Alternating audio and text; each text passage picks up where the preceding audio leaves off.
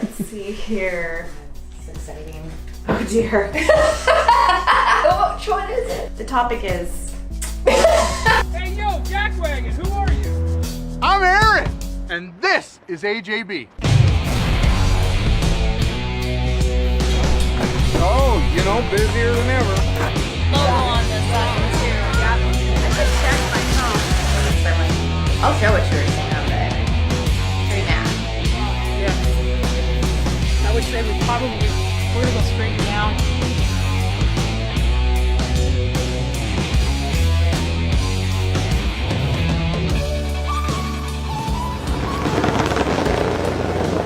Where did you get the post? Post? No, tell me in the morning, post. Darren didn't tell you the post? He said, go, you, Jose, go. He called me Carlos, he said, you take post? No, he said, go. Maybe angry in the morning. Darren. Okay. You gotta go get posts and concrete today. Because we gotta set posts all on that line today. We gotta set them every 4 feet. I want this fence to be 6 foot 2 inches off that cap. Actually 6 foot 1 inch off the top of that cap. Off that. We gotta do them every 4 feet to the end down here. You gotta go back and get those because we gotta get these set today. Can I back to the shop? Yeah, we're gonna have to go back to the shop. Go get some concrete from Home Depot because I don't think we have any concrete at the shop. We got concrete coming next week. Well, I want a question on the other side. Yeah. On the concrete in the bottom. Yeah. Like 4 inch on the mainest. Yeah. In the bottom I have a concrete. Yeah, that's And fine. That's fine. Don't worry about the concrete on the bottom because for the bottom of that, yeah. No, but right here for the nails. No have no inside nails. Put them down as much as you can because we're going to put drain rock in there too. And these big pieces aren't going to shift that much. So yeah, it looks good. It looks real good. I want to get this edge a little bit tight. Everything looks real good. Just pound them down as far as you can and then cut the tops with the sawzall or the hot saw. So yeah, everything looks good though. Cool. Okay, we're out of here. All right, buddy, thank you.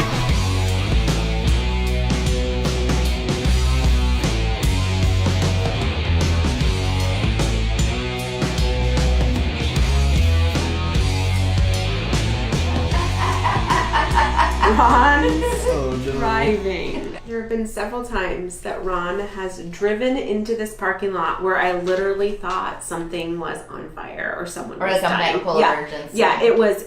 There's literally a cloud of dust. He just pulls up halfway into the parking lot and gets out. I was driving to work and there was someone driving, and it was early too because I 5 came in a.m., really 6 a.m., early, yeah. probably like 6 or 7, maybe 7, I don't know. Anyways, very early, sort of darkish, and someone's driving like a bat out of hell next to me because it's 2 lanes. And then when they erratically go through the roundabout, I can see the side of the vehicle. Yeah, that's Ron. It was Ron driving like a bat out of hell just to get here. Not that it's not important here. No, it is. Whew, he's a wild driver. Yeah, the funny part is then Ron didn't obviously realize that it was Katie that he had been tailgating the whole way to work until he got here when she pulled in and he discovered it was her. And there's been several times where there's people in the lobby and he pulls in with such a literal cloud of dust. Yeah. And I always am worried he's going to drive right through the building and hit yeah, no, or something. yeah, there's been several times we've truly wondered. He's had speeding tickets. He has to have had speeding I'd love tickets. to know the answer to that. No, that's a bit. There's no way. Can you imagine pulling up in the church parking lot? Especially like that? since he drives and commutes. There's Yeah. a lot of opportunity to be caught. It's very much how Ron does things in life. Just very fast and furious. That's pretty much Ron's nickname. Fast There we and go. furious. That's the greatest. Ron's new office nickname. Hey, you get my message? No, I'm driving. I was talking to Kirsten from Puget Sound Plants. Okay. I got out to Danny's job site this morning. Danny's job? Yeah. And I was looking for those posts that were out there that he was supposed to take with him. Yeah. To my amazement. Oh, fuck. Busy morning? Yeah, but I did tell somebody about the 10 posts, but Yeah, it's Carlos. Yeah. I didn't tell Danny. I think I may have told somebody else. Yeah, they're not out there. He's going to come back in and get them. I'm sorry. Yeah, you're okay, buddy. If you weren't doing so good, I'd be angry with you. But you're doing awesome, man. You're kicking ass and taking names, brother. Coming in, I'm chewing Darren's ass right now. Katie, what's up? Okay, buddy, I got to talk to you later.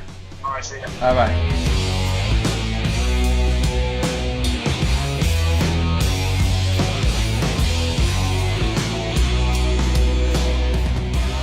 I started with this project with Aaron in November of 2017. I had Aaron do some previous work for me, and I knew that he was the guy I wanted to use. He was familiar with my yard, and so that's when we moved forward. The initial concept was to build a retaining wall, bring everything up to grade, and then at that point in time we'd be ready to put the pool in and then come up with the landscape concept for where we're looking at right now. So what we had to do is we brought in a 4-foot retaining wall so we could have a level area up there for the pool, for the surrounding pavers, for an easy turf artificial putting surface. Dry riverbed here, for one, for drainage, two, for looks. I think that it matches the existing look that we had here already, and it just looks amazing. Coming inside, we had original grass right here. We had to tear this out and we replaced it with a new sod. And so we wanted to separate the rear with this fence right here. And it wasn't your typical fence. It was basically a fence that was custom designed for the look, for the purpose, and for the longevity. And they stained it, and it just turned out amazing. You're never gonna see any gaps in it. There's not gonna be any shrinkage and contraction because it's a tongue and groove product that you would generally use on soffits or decking. This fence was done custom, ordered custom, everything done custom on this fence, and it's what we call a custom fence. So we'd love to do one for somebody, but remember, it's very custom. Coming on in here to the, oh, look at the putt-putt golf course. A synthetic turf right here, synthetic putting green right here, because the ease of maintenance for back in this area, it became paramount, and it became one of the things that they really wanted to concentrate on. Ease of maintenance.